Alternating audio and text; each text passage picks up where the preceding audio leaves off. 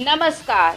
इस वक्त की बड़ी खबर शाहजहांपुर से, जहां रक्षा मंत्री राजनाथ सिंह ने भी बच्चों के ताबड़तोड़ दिए बयान और कहा कि भारत को छेड़ोगे तो छोड़ेंगे नहीं। राजनाथ ने पाकिस्तान और चीन को दी चेतावनी। ऋण है, मैं उसे कभी भूल नहीं सकता। आपका परिचय हो या न हो, यदि आप दिल्ली में मुझसे मिलेंगे और बतलाएंगे कि मैं यहाँ का रहने वाला हूँ, तो निश्चित रूप से मुझे आपका खैर मकदम करते हुए खुशी होगी। कई ऐसे क्षेत्र हैं। आपको बताते चले कि उत्तर प्रदेश के जिला शाहजहांपुर में रक्षा मंत्री राजनाथ सिंह आज शाहजहांपुर पहुंचे, जहां उन्होंने पाकिस्तान और चीन की तरफ इशारा करते हुए कहा कि भारत को छेड़ोगे तो छोड़ेंगे नहीं। और क्या कहा, देखिए इस रिपोर्ट में। जिन शहीदों के कारण हमको आजादी मिली, चाहे हमारे राम प्रसाद जी बिस्मिल हों, चाहे ठाकुर रोशन सिंह हों, बहनों भाइयों, उनकी जो ख्वाहिश रही है जैसा भारत देखने, वैसा भारत बनाना यह हमारा संकल्प है। क्या अशफाकुल्लाह खान जवानी थी 24-25 साल की, माँ बार बार कहती थी बेटा शादी करो, निकाह करो, शादी बहू लाओ, लेकिन अशफाकुल्लाह की ख्वाहिश थी आजादी हासिल करना। जब फांसी की सजा हो गई अंग्रेजों की हत्या करने के मामले में, फांसी के तख्त पर ले जाया गया। मजिस्ट्रेट ने पूछा, बोलो अशफाकुल्लाह, तुम्हारी अंतिम मुराद क्या है? बहादुर अशफाकुल्लाह खान ने उसी तख्त पर, फांसी के तख्त पर खड़े हुए कहा, ऐ मजिस्ट्रेट, जाकर मेरी मां से कह दो तुम्हारा बेटा अशफाकुल्लाह आज फांसी के तख्त पर खड़े होकर अपनी शादी रचाने जा रहा है, तुम्हारी मुराद पूरी करने जा रहा है। तब जाकर यह भारत आजाद हुआ है। इस आजादी को सुरक्षित रखना मेरे बहनों भाइयों, ये हम सब की जिम्मेदारी है। और एक अपील आप लोगों से यह भी करना चाहता हूं, समाजवादी पार्टी, बहुजन समाज पार्टी या कांग्रेस पार्टी तुष्टीकरण की राजनीति करती है। हिंदू, मुसलमान, ईसाई, पारसी, इस आधार पर एक दूसरे के बीच नफरत पैदा करने की कोशिश करती है। बहनों भाइयों, भारत में जो भी रहता है, चाहे हिंदू हो, मुसलमान हो, ईसाई हो, सिख हो, यहूदी हो, पारसी, सभी भाई भाई डंके की चोट पर बोला।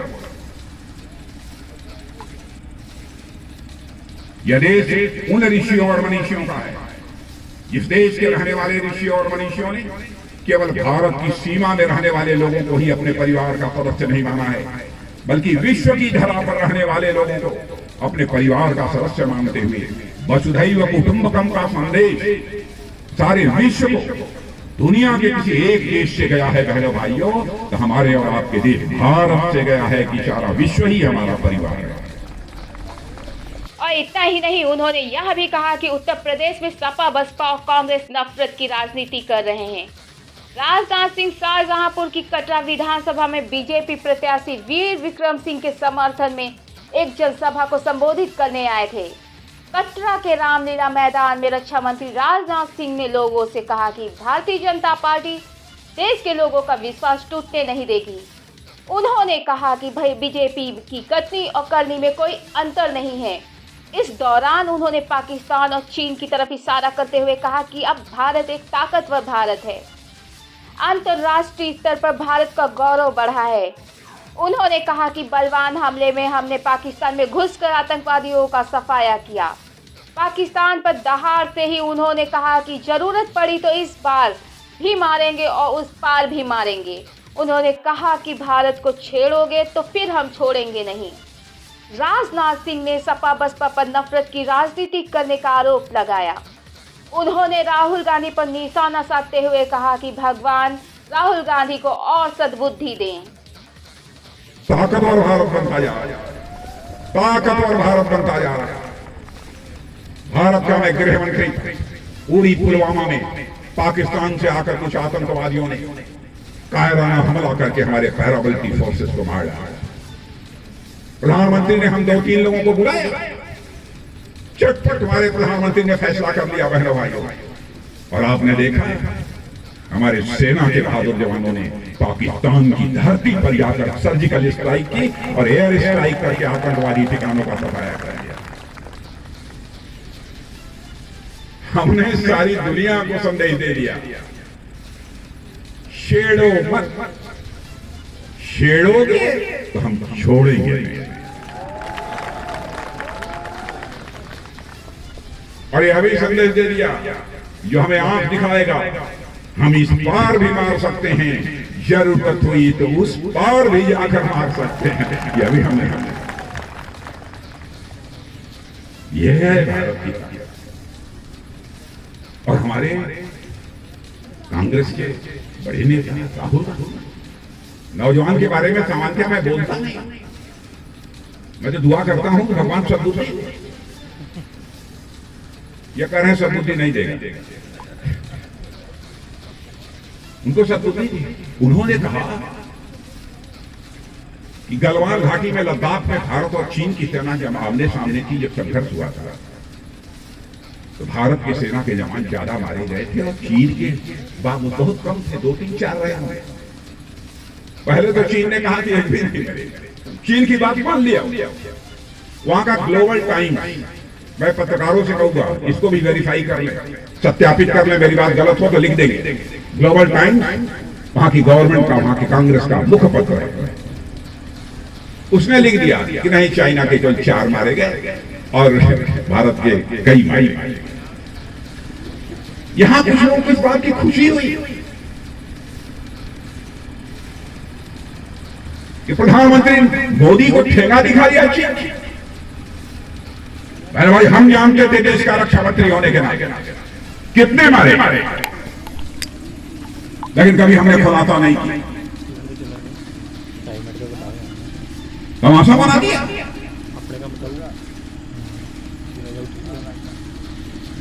भारत का अखबार नहीं, ऑस्ट्रेलिया के अखबार में खोजी पत्रकारों ने लिखा है, खोजबीन करने के बाद चाइना में जाकर पता लगाने के बाद कि भारत और चीन के सेना के जवानों के बीच जो आमना सामना हुआ था, जो भिड़ंत हुई थी, उसमें चीन के 38 से लेकर 50 लोग मारे गए हैं, 38 से लेकर 50।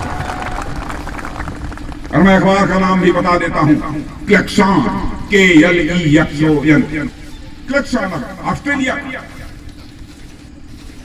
राहुल जी क्या हो गया? भारत की सेना के जवानों के शौर्य, पराक्रम और साहस आप सवालिया निशान लगा। घर में जो गाली देना हमको देनी, दुनिया के देश के साथ यदि कोई मुकाबला होता है तो सारा देश सारे भेदभावों से ऊपर उठकर बहनों भाइयों एकजुट होकर खड़ा होना चाहिए। राजनीति यदि करते हैं तो देश बनाने के लिए करते हैं, हम राजनीति समाज बनाने के लिए करते हैं।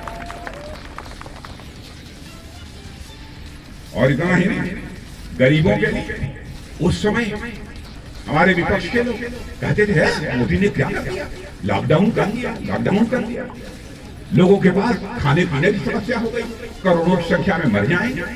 दिल्ली, मुंबई, कलकत्ता से लोग पैदल चल पड़े, काम बंद हो गए।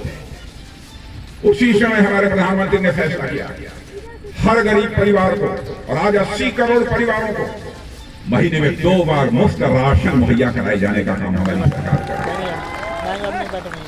यह कोई छोटी बात नहीं, संघर्ष है विकासवादियों में और विकास विरोधियों। राजनीतिक पार्टियों की बात छोड़ो, संघर्ष है तो विकासवादियों में, विकास विरोधियों में। यदि आप विकास चुनेंगे तो सुशासन होगा और गरीब के घर राशन, नौजवानों की कमाई और गरीबों को मुफ्त में दवाई मिली। अब आप कहेंगे कि कहां मुफ्त में दवाई मिल रही? नहीं मिल रही, लेकिन आयुष्मान भारत कार्ड, इसमें आप 10, 20, 25 किसी के पास है आयुष्मान क्या वेरी गुड। मेरे भाइयों 1 लाख तक जिनके पास आयुष्मान भारत कार्ड है, 5 लाख रुपए तक का मुफ्त इलाज है। दुनिया में ऐसी किसी देश के पास योजना नहीं है, भले ही दुनिया का ताकतवर देश अमेरिका की, एक से एक योजनाएं ये हमारी सरकार ने ला दी। लेकिन हमारे कांग्रेस सपा बसपा के दोस्तों को दिखाई नहीं पड़ता। हर घर में नल में जल। हमारी माताएं बहनें जिनके पास पैसा नहीं, पास में कुआं नहीं है, दूर से जाकर कुएं से पानी लाती हैं, 2-2, 3-3 खड़े घर घर पानी लेकर आती है। जलाशय होता है तो वहां जाकर घड़े भरकर पानी लाती है। कौन उनकी चिंता किया? हमारी सरकार ने चिंता की। धन्यवाद हमारे प्रधानमंत्री ने कहा कि हम किसी अपनी मां बहन को, चाहे भले ही वो कितनी भी गरीब क्यों हो, उसकी भी इज्जत होती है। हम उसे यह मौका नहीं देंगे कि वो घड़ा का पानी लेने के लिए किलोमीटर जाना पड़े और वहां से घड़ा भर कर वगैरह। जाति पंथ मजहब के आधार पर राजनीति करना चाहते हैं। राजनीति यदि की जानी चाहिए, जाति पंथ और मजहब के आधार पर राजनीति नहीं की जानी चाहिए, बल्कि इंसाफ और इंसानियत के आधार पर राजनीति की जानी चाहिए। न्याय सही को लेकर तुष्टीकरण किसी का नहीं होना चाहिए। यह हमारी सोच है। बहनों भाइयों, कुछ जानकारी भी मैं आपसे लेना चाहता हूं।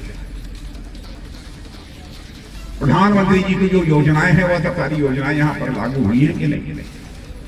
प्रधानमंत्री किसान सम्मान निधि के अंतर्गत आपको 6,000 रुपया आपके बैंकों में पहुंच रहा है। 6,000 में 1-2 पैसा कम तो नहीं हो रहा। मैं याद दिलाना चाहता हूं, राजीव गांधी जी जब भारत के प्रधानमंत्री थे तो उन्होंने एक बार कहा था, ईमानदारी से कहा, मैं किसी प्रधानमंत्री के संबंध में कोई टिप्पणी नहीं करता। प्रधानमंत्री होता है, वो व्यक्ति नहीं होता है, वह संस्था होता है। और स्वस्थ लोकतांत्रिक व्यवस्था में इन संस्थाओं का मजबूत होना आवश्यक है। उन्होंने बहुत मजबूरी में कहा था राजीव गांधी जी ने, क्या करें, 100 पैसा मैं ऊपर से भेजता हूं, लेकिन लोगों तक पहुंचते पहुंचते केवल 15 पैसा लोगों की जेब में पहुंच पाता। यह लाचारी है। लेकिन बहनों भाइयों, 56 इंच के सीने वाले हमारे प्रधानमंत्री ने कहा, भ्रष्टाचार की चुनौती को मैं स्वीकार करता हूं, भ्रष्टाचार की चुनौती को स्वीकार करता हूं। और सिस्टम में बदलाव लाकर ऐसी व्यवस्था कर दी कि आज 100 रुपया ऊपर से चलता है, 100 का 100 रुपया आपकी जेब में। भ्रष्टाचार कहने से समाप्त नहीं होगा, व्यवस्था में, सिस्टम में यह बदलाव लाना है। आवास की बात हम लोगों ने की। बहनों भाइयों, किसी को भी हम कच्चे मकान में नहीं रहने देंगे, किसी को कच्चे मकान में नहीं रहने देंगे। और मैं दावे के साथ कहता हूं, यहां पर भी बहुत सारे लोगों को ये मकान, अब जैसे 8,482 आवास स्वीकृत हैं, 7,211 आवास बनकर तैयार हो गए हैं, कुछ लोगों को आवंटित हो गए हैं। ये हुआ है कि नहीं? अबे कुछ लोगों को मिला है कि नहीं? अच्छा ये बताइए, इसमें से कोई कच्चे मकान में रहता हो, जरा हाथ उठाकर बताइए, ईमानदारी से बताइए। हाँ हाँ, 20, 25, 30, 40, 50। जिनके पास, जिन शहीदों के कारण हमको आजादी मिली, चाहे हमारे राम प्रसाद जी बिस्मिल हों, चाहे ठाकुर रोशन सिंह हों, ठाकुर है ना भाई, उनकी जो ख्वाहिश रही है जैसा भारत देखने, वैसा भारत बनाना यह हमारा संकल्प है। क्या अशफाकुल्लाह खान जवानी थी 24-25 साल की, मां बार बार कहती थी, बेटा शादी करो, निकाह करो, शादी बहू लाओ। लेकिन अशफाकुल्लाह की ख्वाहिश थी आजादी हासिल करनी। जब फांसी की सजा हो गई अंग्रेजों की हत्या करने के मामले में, फांसी के तख्त पर ले जाया गया, मजिस्ट्रेट ने पूछा, बोलो अशफाकुल्लाह, तुम्हारी अंतिम मुराद क्या है? बहादुर अशफाकुल्लाह खान ने उसी तख्त पर, फांसी के तख्त पर खड़े हुए कहा, है मजिस्ट्रेट, जाकर मेरी मां से कह दो, तुम्हारा बेटा अशफाकुल्लाह आज फांसी के तख्त पर खड़े होकर अपनी शादी रचाने जा रहा है, तुम्हारी मुराद पूरी करने जा रहा है। तब जाकर यह भारत आजाद हो जाए। इस आजादी को सुरक्षित रखना मेरे बहनों भाइयों, ये हम सब की जिम्मेदारी है। और एक अपील आप लोगों से यह भी करना चाहता हूं, समाजवादी पार्टी, बहुजन समाज पार्टी या कांग्रेस पार्टी तुष्टीकरण की राजनीति करती है। हिंदू, मुसलमान, ईसाई, पारसी, इस आधार पर एक दूसरे के बीच नफरत पैदा करने की कोशिश करती है। बहनों भाइयों, भारत में जो भी रहता है, चाहे हिंदू हो, मुसलमान हो, ईसाई हो, सिख हो, यहूदी हो, पारसी हो, सभी भाई भाई डंके की चोट पर बोला।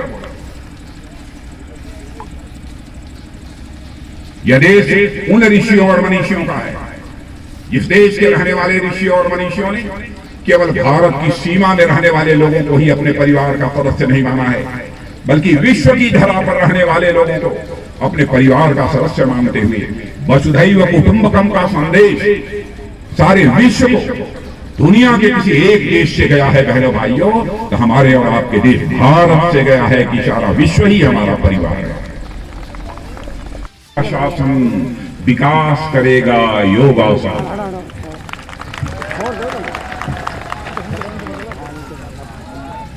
आप लोग योगासन करते हैं नहीं? भैया आप लोग करते हो नहीं? करते हैं और चेहरे से लग रहा है आपको करते हैं। आप प्राणायाम भी करते हैं। जब होगा कानून का शासन याद करेगा। योगासन कितने प्रकार के होते हैं मालूम है? कोई बताए बीच में उठ के? अरे वाह शाहजहांपुर, हाँ कौन किसने बता कितने योगासन होते हैं? अरे नहीं भाई 10।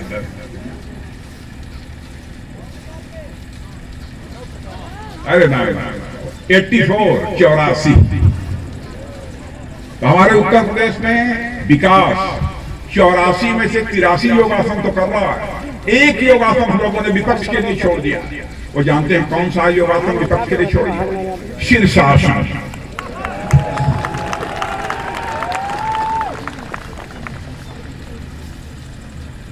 इसलिए मैं आप लोगों से अपील करने आया हूं कि जिता दीजिए हमारे विधायक को। कहाँ थे विक्रम मिलकर रहेगा बहन भाइयों, ना मिले तो यहाँ पे हमारे सुरेश खन्ना जी हैं, हमारे अरुण सागर हैं, जतिन प्रसाद जी हैं, ये आपके विधायक जी विक्रम सिंह हैं, इन लोगों को निश्चित रूप से। इतना ही नहीं, कोरोना का संकट आपने देखा, 100 साल में ऐसी महामारी कभी नहीं। आज भी कोरोना कोविड इससे अमेरिका, फ्रांस, ऑस्ट्रेलिया, इंग्लैंड ये जूझ रहे हैं, लेकिन हमारे प्रधानमंत्री ने वो करिश्माई काम किया है बहनों भाइयों कि आज सारी दुनिया में इस बात की सराहना हो रही है, भारत ने कमाल कर दिया है कि कोरोना पर जिस तरीके से काम किया। और आपको भी मैं दावे के साथ कह सकता हूं, यहां से लेकर यहां तक जितने खड़े हैं इनमें अधिकांश लोगों को एक टीका अथवा 2 टीका लग चुका होगा, कि नहीं? हाँ जरूर लगाओ। और आपको मैं बता दूं, ये टीका जो है, ये वैक्सीन पहले भारत में नहीं बनती थी। आज कोरोना के संकट के दौरान ही हम लोगों ने वैक्सीन टीका भारत में बनाना प्रारंभ कर दिया और रूस, अमेरिका, फ्रांस को भी भेजना प्रारंभ कर दिया।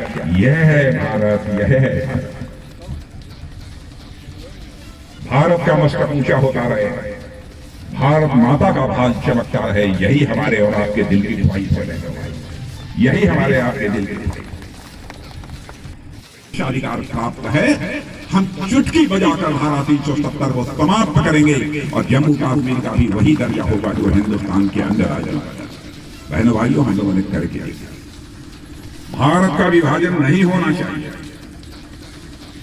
मैं इसे दुर्भाग्यपूर्ण मानता हूं, लेकिन पिछली बातों को मैं उधेड़ना भी नहीं चाहता, लेकिन हो गया, बन गया भारत और पाकिस्तान में हमारे बहुत सारे हिंदू, सिख, ईसाई, पारसी, यहूदी जो भारतीय मूल के, वहां पर उनका धार्मिक उत्पीड़न होता, थक कर वहां से भारत आते, भारत की नागरिकता न मिलने के कारण यहाँ पर जलालत की जिंदगी वह जीने के लिए मजबूर होते। हम लोगों ने बहुत पहले कहा था, हमारी जिस दिन सरकार बनेगी और संसद में स्पष्ट बहुमत मिलेगा, हम एक नागरिकता कानून बनाएंगे ताकि पाकिस्तान, अफगानिस्तान, बांग्लादेश का रहने वाला कोई भी अल्पसंख्यक यदि भारत में आ गया, नागरिकता लेना चाहता है, उसे नागरिकता। मैं याद दिलाना चाहता हूं, 84 से हम लोग कहते चले आ रहे हैं हमारी सरकार आएगी, ऐसे हालात पैदा होंगे कि अयोध्या की धरती पर भव्य राम का मंदिर बनकर रहेगा। बहनों भाइयों, अब आप जानते हैं इस संबंध में कुछ कहने की जरूरत नहीं। आज भव्य मंदिर का निर्माण वहां हो रहा है, जाकर आप दर्शन कर सकते हैं। कुछ लोग कहते हैं कि भारतीय जनता पार्टी वाले केवल मंदिर की बात करते हैं। हम करते हैं मंदिर, हम सोमनाथ मंदिर की बात करते हैं जिस पर गौरी ने आक्रमण करके तहस नहस कर दिया, उसको या तो हमारे पहले राष्ट्रपति स्वर्गीय डॉक्टर राजेंद्र प्रसाद जी ने उसका निर्माण कराया था, नहीं तो भव्य स्वरूप सोमनाथ मंदिर को देने का काम यदि किसी ने किया है तो हमारे आज के प्रधानमंत्री नरेंद्र भाई मोदी ने किया। उसका निर्माण कराया कुछ हद तक, लेकिन फिर भी जो भव्य स्वरूप होना चाहिए था काशी विश्वनाथ मंदिर का, वह उसे प्राप्त नहीं हो सका था। आजाद भारत के इतिहास में इस काम को यदि किसी ने पूरा कराया है तो हमारे प्रधानमंत्री नरेंद्र भाई मोदी ने पूरा कराया। बहनों भाइयों, उदाहरण बहुत सारे हैं। केदारनाथ में तबाही आई, केदारनाथ की हालत क्या हो गई। चारों धाम आप दर्शन करने के लिए नहीं जा सकते थे, रोड कितनी खराब थी। लेकिन ऑल वेदर रोड उत्तराखंड में बनाने का काम यदि कोई सरकार कर रही है तो हमारी सरकार कर रही है। हम मंदिरों की बात करते हैं, क्यों करते हैं? हम ऐसी राजनीतिक पार्टी, हम देश की विरासत को भी सुरक्षित रखेंगे और देश का विकास भी हम करेंगे। जो अपने देश की विरासत को सुरक्षित नहीं रख सकता, जो अपनी जड़ों से कट जाता है, उसकी हालत भी कहीं पतंग की तरह होगी। राजनीति नहीं की है, जनता की आंखों में आंख डालकर राजनीति की है। बहनों भाइयों,